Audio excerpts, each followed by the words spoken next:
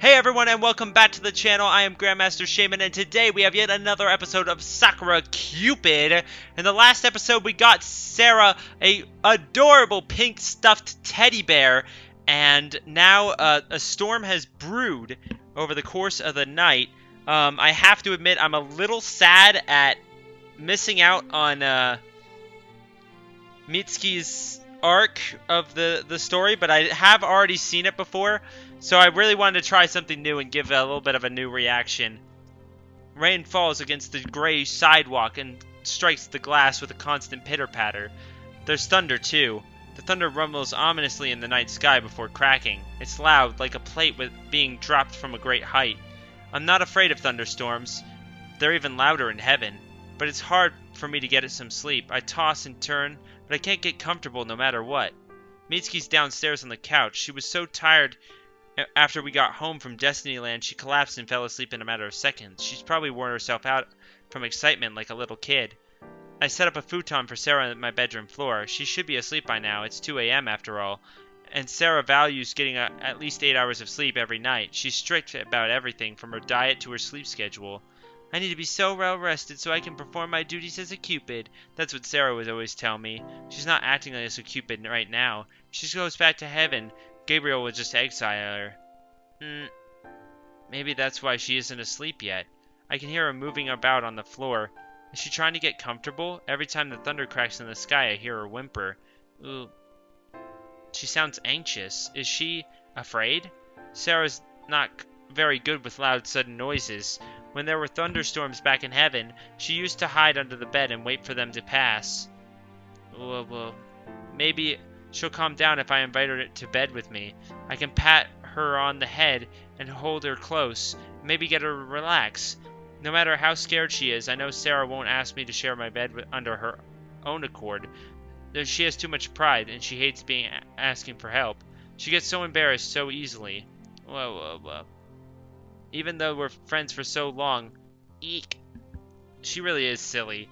Sarah acts serious, but she's afraid of a lot of things, and worst of all, she's afraid of admitting when she's afraid. If I leave her to her own devices, she won't get any sleep. She'll spend the whole night stressed out and high-strung. She'll be in a bad mood tomorrow morning. At times like this, she needs a kind, caring, beautiful friend to intervene on her behalf, even if it damages her pride. Should I ask Sarah to get in bed with me? Damn straight. Sarah, you still awake? Sarah lifts her head. Her eyes find mine in the darkness. She blinks at me curiously, her lips pursed. So, what if I am? I think she's trying to sound tough, but the small stammer gives her away. She can't help herself. She's so scared it's adorable. You usually go to bed early, don't you? I have had a busy day. In less than 10 hours, I found out I would not be able to go back to heaven. I became your house guest, and you took me to a so-called theme park. She makes quotation marks with her fingers, and I frown. They're not so-called theme parks. That's what they're actually called. Whatever, I do not care. It was loud, noisy, and it stank of fried food. And there was too much to take in, so forgive me for not abiding my usual sleep schedule. I see. I suppose you're not at all scared of the storm then, right? Scared? Of course not, ellipses, exclamation mark. Hardly even realized there was a storm. Then why are you trembling? I am not trembling. You're shaking like a leaf. I am not. Yeah, you are. You can spin whatever fake narrative you'd like inside your head. Goodness knows it's empty enough. But I know the truth. I am a grown woman. I am too old to be afraid of a little wind and rain. And thunder? Especially thunder. It's nothing to be scared about. It is just... Eek! Sarah squeals. All color drains from her face. Her skin turns white as ivory. Are you sure about that? I am not, I swear. Then why are you cowering like that? Like I said, it is cold tonight, and the thunder crashes again. Okay, I admit it. I don't like thunder. In fact, I hate it. There, does that make you happy? Do you like embarrassing me? I love embarrassing you, dear. It's my favorite pastime. You are so mean, but you love me anyway. I do not love you at all. But you're in my bedroom, wearing your underwear. She's got a point. Right, Sarah. Because I don't have any pajamas. And I'm not wearing your ridiculous lingerie. Sarah puffs out her cheeks and lets the blanket fall from her front. She's so indignant. I guess she forgot to be afraid.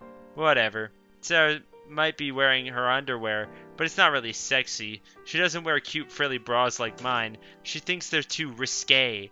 I gotta admit though, where do you get styles like that? Is that just a heaven exclusive style? Because like, I mean, I probably wouldn't wear anything that crazy. But I mean, still, I mean, a little bit of some cute, you know, clothing would be nice. How expensive was that anyway? Sarah prefers plain white vests that cover most of her chest and black cycling shorts that would that look more like she belongs in a gym than a bedroom. Sarah has a sexy body, but she has no idea how to flaunt it. I don't think she wants to. Maybe that's why she's turning so red, but I think it adds to her charm. Well, I think this boyish look suits you. But you'd look adorable in lingerie too. I am not interested. Don't you want to give it a try at least once? For me, I would not try it if you threatened me at gunpoint. Well, that could be arranged. Do you remember what happened when I shot you last time? Weren't you begging for a chance to bear my children and for us to get married and... Udasai, udasai, udasai. Kia. Sarah screeches in alarm. Her eyes bead with tears. She's not just afraid of the storm. The poor girl's petrified. She sniffs and curls up on herself like a snail. Maybe she thinks that'll protect her from the storm, but it doesn't. The storm continues to rage outside, even louder and stronger than ever before. I cannot stand it. It is so loud. What if it hits me? It won't hit you. We're inside. The storm's out there. I know that logically, but... Ellipses. Sometimes if you're scared, it's hard to think logically. Ellipses.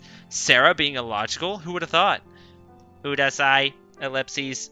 Alright, I'm shutting up for now. Sarah looks so small and scared. Even I'd feel mean if I continued to tease her. My offer still stands, you know. What offer? If you want, you can come into bed with me. And how does that help exactly? It won't stop the storm, but it might make you feel a little less alone. And if you want, I can always put my arms around you. Then if the storm hits, it'll get me and not you. It does not work like that. But Sarah smiles all the same, albeit hesitantly. Well, if you do not mind, Ellipses. Why should I mind? My bed's not that big, but there's always room for a pretty little girl to squeeze in. Gross, you are such a pervert. Heh. You know it. Lilium's ridiculous. I winked. Sarah sighs.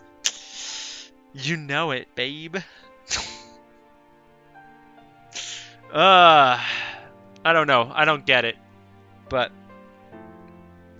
I do not understand why you were born a Cupid. You'd make a much better devil. Sarah raises to her feet and pads across the room. The thunder strikes again, and she pauses, drawing in on herself. She breathes in heavy, eyelids squeezing shut, and counts under her breath before she once more begins to move. After a few seconds, she makes it to the side of the bed. She sits down on the edge of the bed awkwardly and looks at me. So, what do I do now? You get in, of course. Hey, Lilium, wait.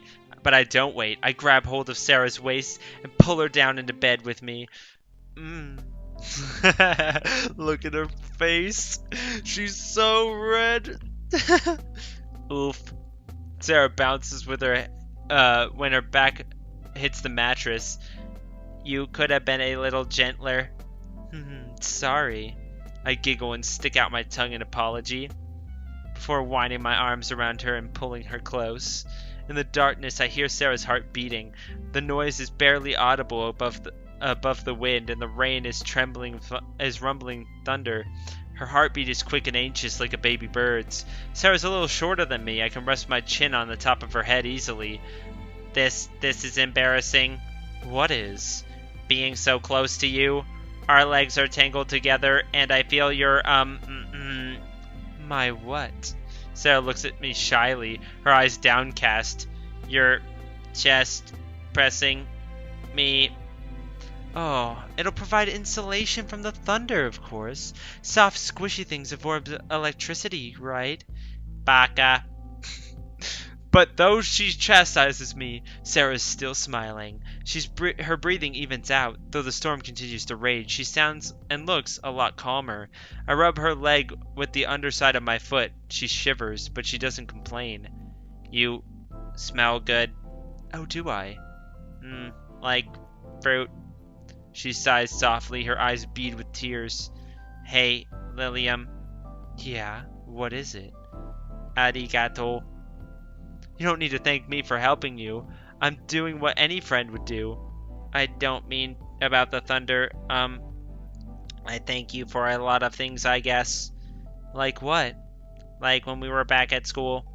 You were always my only friend when I had growing up, and you're still kind of my only friend now. You annoy me a lot. You're so flippant. I get mad at you sometimes. You're always joking around and I can never tell when you're being serious. It bothers me, but ellipses, we're different. You have always been there for me. You always supported me. You've always ellipses been there for me even now, so I wanted to say ellipses. Sarah nuzzles her head against my shoulder and inhales softly. I feel her hair bristling against my cheek and my neck. It's so soft and warm. Her whole body is warm like a piece of boiled tofu. Yeah, see, that right there? Out of all the comparisons you had, boiled fucking tofu? Jesus. Thank you. It is hard for me to be honest, and I don't like admitting I have weaknesses. I want to do everything myself, and that's probably why I never had any friends, ellipses. I scared everyone else away, but you kept coming back to bother me. It annoyed me at the time, but I'm glad you did. If it weren't for you, ellipses, I really would be alone. Well, you don't need to be lonely anymore. I'll be by your side no matter what, 'cause you're special to me. I am. That's right. I brush a few strands of Sarah's hair behind her ear and gently press a gentle kiss against her forehead. You are my precious Sarah, and though it was pretty uncool to admit it, I missed her a lot too.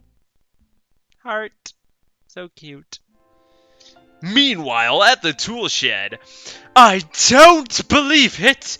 First, Seraphim is incapable of returning Lilium to heaven, and now she's joined their side? I thought I could rely on Seraphim. She graduated from Cupid Academy at the top of her class. I suppose grades don't mean that much in the long run. Seraphim betrayed me. No, she didn't just betray me. She betrayed all of heaven. That Mitsuki girl knows too much about us, but her memory is yet to be wiped. What should I do? I could send another Cupid to apprehend Lilium and Seraphim, but that would be 2 against 1. Maybe I could ask an angel. No, that would make me look weak. I suppose to be in charge of this district, it's my job to sort out problems like this. If Seraphim cannot make Lilium return, then I suppose I'll have to do it. The saying really is true. If you want something done properly, you must do it yourself. And I'll make sure to resolve this case. Lilium, Seraphim. You've both been very, very naughty Cupids. As an archangel, it's my job to teach you some manners. And I'll do it by force, if I have to. I'll make you see the error of your ways. I'll make you respect me. I'll make you fear me. I'll drag you back to heaven and make you beg for forgiveness. Just thinking about it makes me shiver. I'll break down those 2 misbehaving Cupids until they're both groveling at my feet. Foo, foo, foo. Sadist. When I woke up the next day, I found the storm was stopped. It's a warm, sunny morning, the birds twittering outside. Yep, and gentle breeze blowing. You wouldn't even think there'd be a storm at all. I get out of bed, yawn, and stretch my arms into the air. Sarah isn't here. She must have woken up already. She's always so strict about her routine. She says it's unsightly to wake up before 7 a.m. I disagree. Who wants to wake up that early anyway? What's the point? I'd rather live a little. I mean, but you aren't technically living a little if you're asleep. Are you? Ugh. I sleep a lot. I take off my nightgown and slip into my everyday clothes. Human clothes are so strange. The uniforms I wore up in heaven were always skin tight so I can fly easily with holes in the back for my wings. Human clothes are much softer and warmer, and they have a lot more folds. Whatever, I'm used to it by now. I think living in the human world, I like living in the human world more than I like heaven. There's more choice here. If I wanted, I could always go out and buy myself an entirely new wardrobe. But in heaven, we were always told what clothes we had to wear. Our uniforms are issued by the archangel in charge of our district. In my case, that would be Gabriel. Gabriel, I wonder what'll happen now. Sarah is unable to retrieve me, but I doubt that'll stop Gabriel. Maybe she'll send down another Cupid to Earth to apprehend me.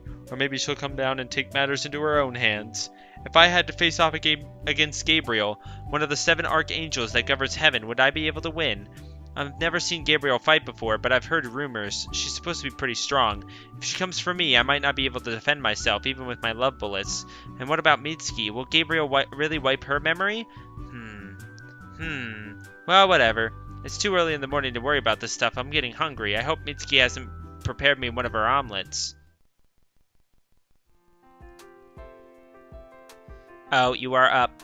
When I go downstairs, I find Sarah in the living room. She's sitting on the couch, one leg folded over another. She looks kind of funny in her human clothes, but maybe that's because I'm still not used to it.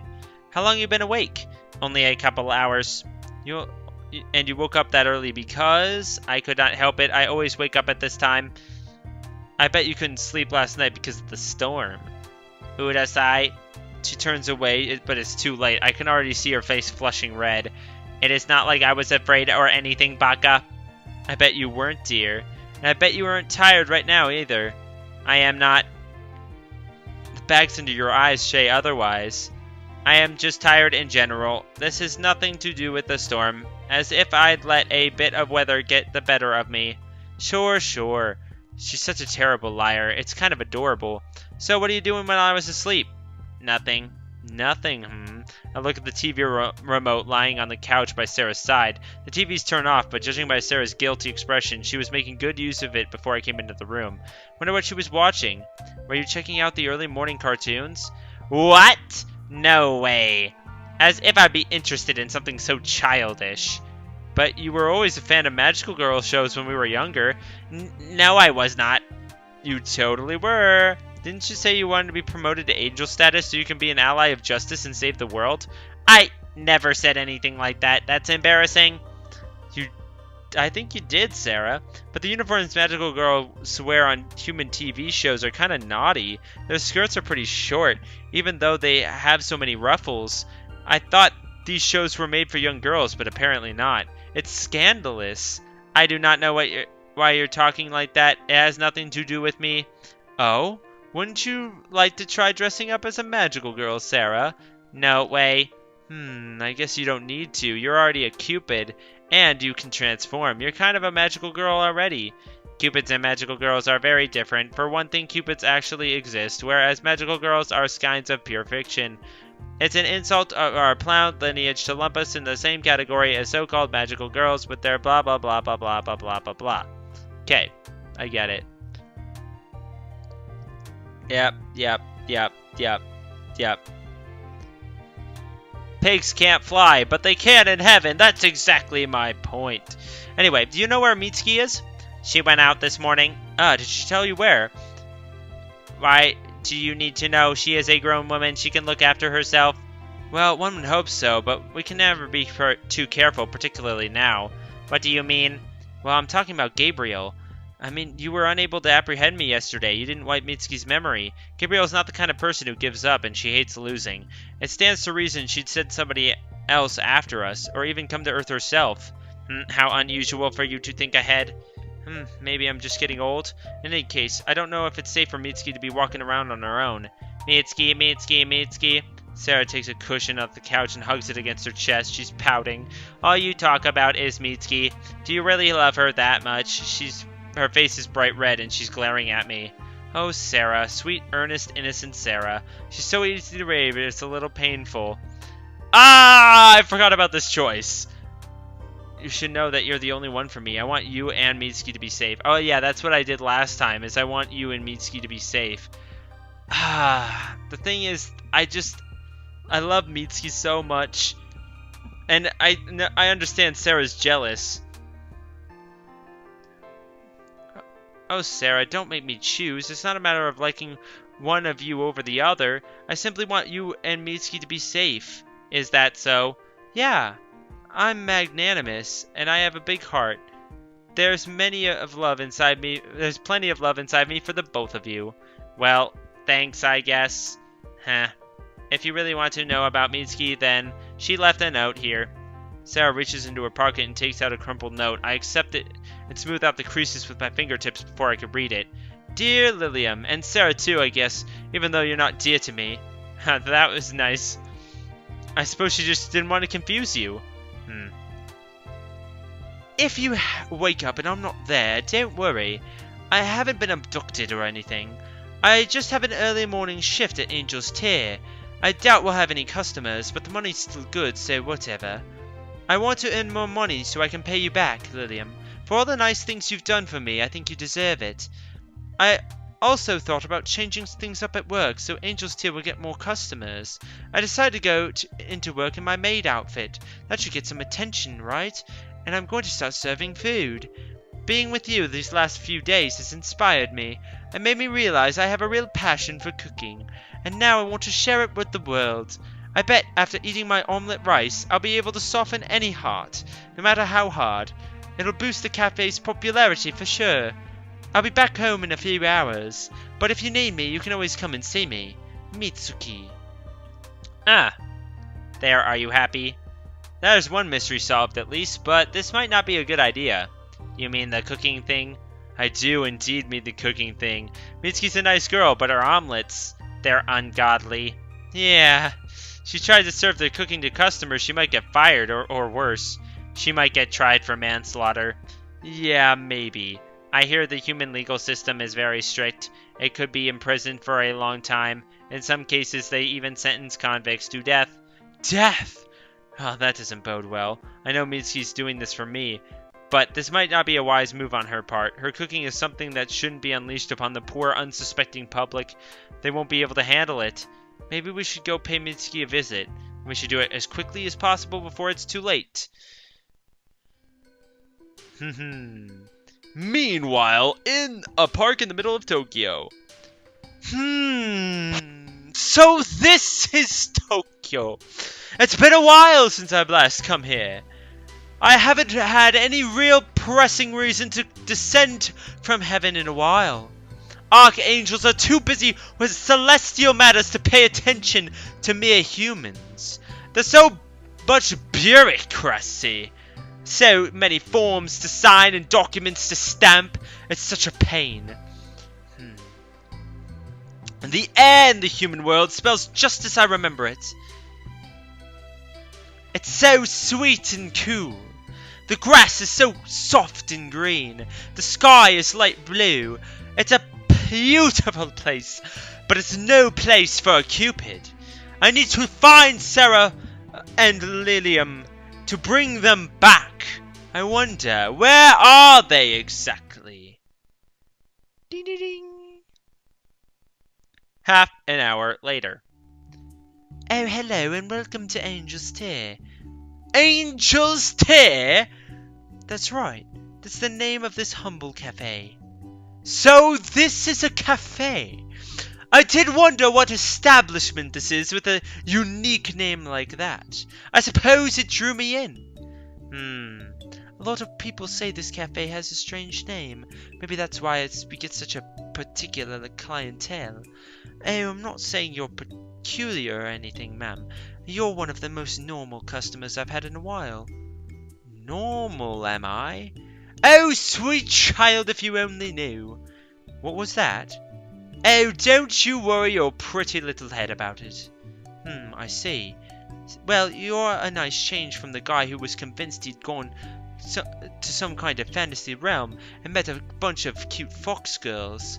And the girl who thought she was a knight, who kept asking me for potions to restore her mana so she could get back to dungeon exploring. Or the cute girls with skin kite outfits who said they were from space. My, it sounds like you have many interesting clients. Interesting is one way to put it. Oh, but where are my manners? You did not come here for idle gossip. Please, take a seat. Oh, thank you, I appreciate it. So, is there anything you want? Just coffee, please, flat white. Alright, that sounds fine. Oh, and just so you know, today Angel's Tea is having a limited edition special offer. With every single cup of coffee you purchase, you get a free plate of omelette rice. It's a steal. Omelette rice, is it? I haven't had that in a while. It's really good, I promise. It's filled with love and affection. In fact, I'll let you in on a little secret. The omelette rice is all made by me. Oh, really? Then I'll look forward to it all the more. Nothing could be more delicious than a food made by a charming girl such as yourself. Oh, thank you. You're making me blush, haha. Well, I'll be right out with your coffee and your omelette rice in a few minutes. Oh, thank you. This cafe is a curious place indeed. It seems to attract people not from this world. I wonder, could Lilium have frequented this cafe? Maybe I should ask this young human girl if she knows anything. Speaking of which, is this a maid cafe? I did not see any sign outside. Maybe she's wearing that uniform for fun then. How strange. Sorry for the delay. Here's your order. 1 flat white and your complimentary omelette rice on the house. Oh my, this omelette rice looks very special. Oh, thank you very much. I put my love and care into it. I don't think you'll be able to find an omelette like this anywhere in the world. Oh, I certainly hope not. What was that? Oh, nothing. Good. Then would you start eating? Your food will get cold otherwise. I'm not particularly hungry. Oh, wouldn't you at least try one bite? It'd be a shame to waste it. Oh, if it's just one bite, then I suppose I can manage. Rather, I will try. It would be unseemly if I, Gabriel, were defeated by a mere plate of omelette rice, so...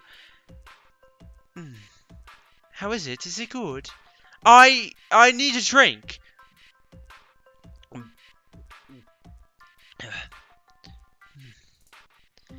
Oh dear, are you alright? I am recovering. Oh no, are you sick? I wasn't. Oh, I hope you haven't come down with something. And I was hoping you'd eat more of my omelette rice too. I've never really cooked before, but I decided I was going to try harder ever since I met Lilium. Oh! You have a friend named Lilium? Oh, that's right. If things go well, we might even become more than friends soon. That's quite an unusual name. I don't think she's from Japan. I met her in this cafe about 6 months ago. I thought she was kind of annoying at first, but she always smiled and joked around with me, and soon, well, somehow we ended up living together. It's because of her that I decided I was going to learn how to cook properly. I have wanted her to eat my delicious food and praise me. I want her to look at me and only me. I thought we could be happy together, but then this other girl came along, Sarah.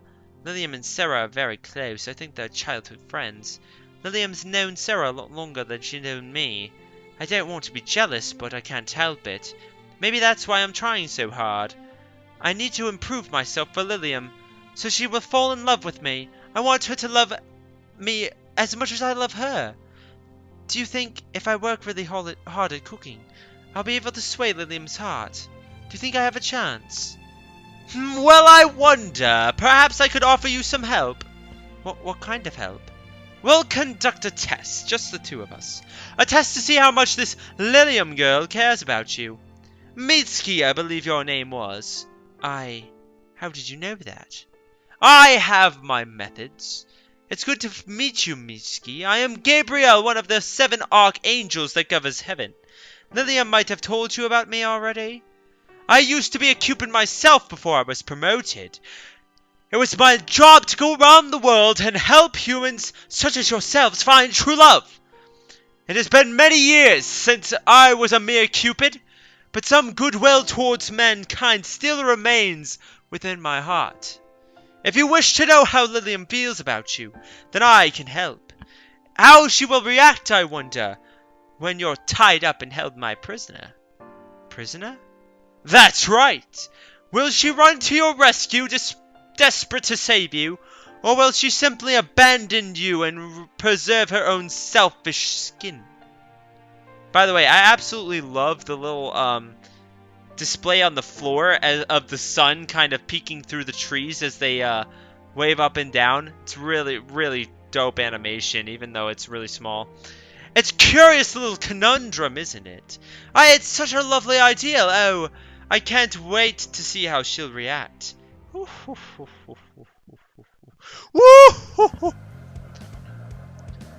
Do you really think Mitsuki is in danger? I can't rule it out. I wouldn't put past Gabriel to come down to Earth and take her hostage. She's a willy one. Gabriel is supposed to be an angel, but she's not just any angel. She's an archangel. She has no problems bending the rules when it comes to her own personal gain. But archangels are supposed to cause humans harm, are not supposed to cause human harm. It is written in the rulebook. Yo, how many people even read the terms and conditions? But the terms and conditions exist for a reason. If people do not follow the terms and conditions, what is the point of them existing? That's a great question. I think Gabriel would... I don't think Gabriel would really hurt Mitsuki if she does take her hostage. She would not... Oh, Sarah, pure sweet Sarah. You really are innocent. What? That woman will do anything to ensure she remains in control. She's a fucking sadist. I especially wouldn't trust her with Mitsuki.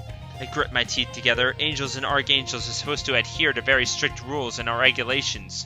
But they don't, not always.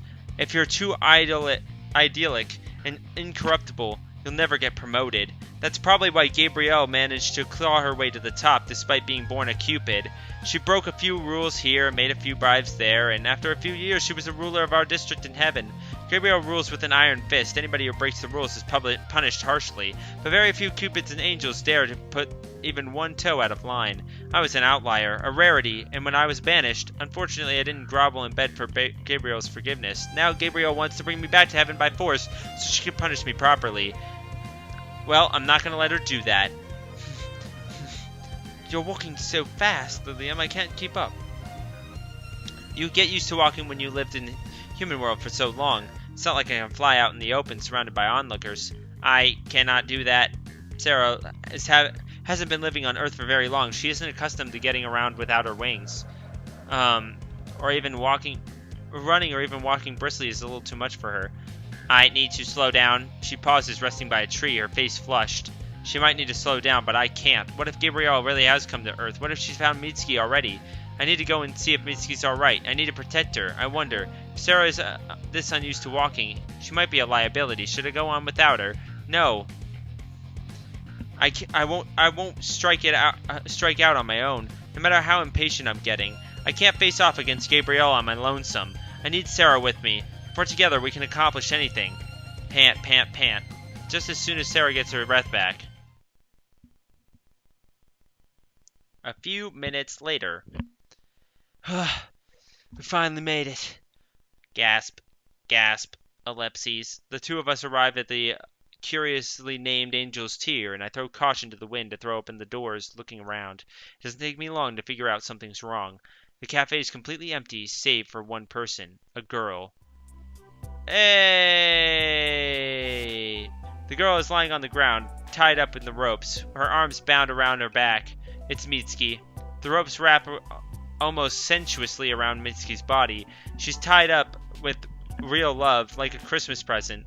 The person who secured these bindings is obviously a skilled artisan. Mitsuki's breasts strain against the bindings, and the ropes bite into her exposed skin. Her thighs look plumper than ever when she's bulging against the ropes' caress. Her large, panicked eyes remind me of a startled deer's. She's wearing her silly maid outfit, her skirts hitched up, exposing her panties. They're cute panties, pale pink with stripes, but that's not what I should be focusing on right now. Mitsuki? I rush forwards and drop to my knees before her. Mitsuki, what happened? But she doesn't need to tell me, I already know. There's only one person who could have done this to my poor, adorable Mitsuki. There was a woman. Was she about this tall? I gesture with my hand. Piercing eyes, blonde hair, kind of a saccharine, but sadistic way of talking, and a huge sadistic pervert. Oh, that's right, that was her.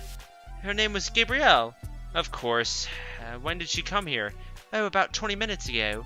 I served her coffee and some omelette rice. She only had a bite of the omelette rice, and then her face went kind of green. She started trembling and her forehead was sweating. She said she wasn't feeling very well. I guess not even Gabriel, one of the 7 archangels that rules heaven, can withstand a fatal blow dealt by Mitsuki's omelet rice. Gabriel commands a lot of fear and respect in heaven, so it's nice to know she isn't immortal. I was worried about her, so I tried to make small talk to distract her. You mentioned me? That's right. I said I wanted to become better at cooking and make meals to please you, Lilium. I told her all kinds of things. I was jealous of Sarah because the two of you have been friends since you were kids. I wanted you to look at me in the same way you look at Sarah, and then that woman, Gabrielle, she said she would help me find out if you were, what you think about me. Mitsuki bites her lower lip. She's trembling. She tied me up in these ropes, and she said she was going to use me as a hostage. I've been lying here for a while. I can't feel my legs anymore. My whole body feels numb and cold. These ropes are digging into my skin. It hurts. She stares at me with wide eyes. She's sniffling. Her long eyelashes are damp with tears. I don't think I've ever seen her so distressed. This must have been a stressful day for her. Well, it's all right now. I'll make it all right. I have to. I was the one who dragged Mitsuki into this madness. I have to try and get her out of it. Don't worry, Mitsuki. Don't worry. I run my hand through her hair gently, hoping to calm her down. I won't let Gabriel hurt you, I promise. But what if she tries to get rid of my memories? Then I'll forget about you. I'll forget. I don't want that to happen. Don't worry, Mitsuki. That's because I'm gonna free you. You are?